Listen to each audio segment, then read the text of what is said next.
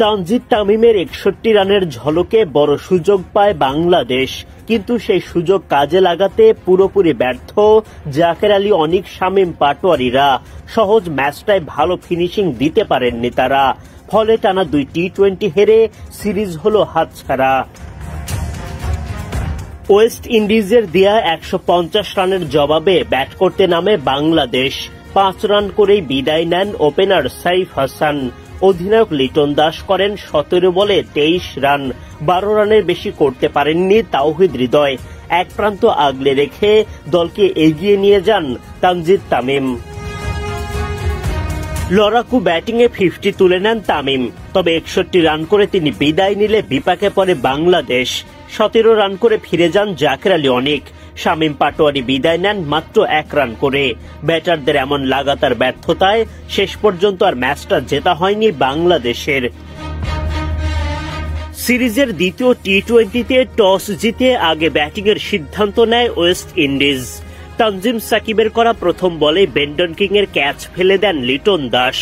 যদিও পরের ওভারে বোলিংয়ে এসেই কিংয়ের বিদায় ঘণ্টা বাজান তাসকিন আহমেদ। তাসকিনের সঙ্গে উল্লাসে ফেটে পড়েন চট্টগ্রামের ভক্তরা। মাত্র ১ রানে ক্যারিবিয়ানদের প্রথম উইকেট তুলে নেয় বাংলাদেশ। কিন্তু দুঃস্বপ্নের শুরু যেন এরপর থেকেই। ওয়েস্ট ইন্ডিজ অধিনায়ক সেই হোপ দুর্দান্ত এক জুটি গড়ে তোলেন আলিক অ্যাথেনেজকে সঙ্গে নিয়ে। পাওয়ার প্লের ৬ ওভার শেষে আর কোনো উইকেট না হারিয়ে ওয়েস্ট ইন্ডিজ করে ৫০ রান। ৩০ বল খেলে ৫০ পূরণ করেন অ্যাথেনেজ। ১০ ওভার শেষে ১ উইকেট হারানো ওয়েস্ট ইন্ডিজ করে ৯৪ রান। সেই হোপ তার ৫০ তুলে নেন ৩২ বল খেলে। অ্যাথেনেজ হোপের ১০৫ রানের দুর্দান্ত জুটি ভাঙেন নাসুম আহমেদ। তানজিদ তামিমের ক্যাচে অ্যাথেনেজ ফিরে যান ৩৩ বলে ৫২ রান করে। নাসুম তার পরের বলেও উইকেট তুলে নেন। রাদারফোর্ড রানের খাতা খুলতেই পারেননি নাসুমের ঘূর্ণিতে। ১০৬ রানে ওয়েস্ট ইন্ডিজ হারায় তৃতীয় উইকেট। সেই হোপের উইকেট তুলে নেন মুস্তাফিজুর রহমান। ৩৬ বল উইকেটে টিকে থেকে হোপ করেন ৫৫ রান।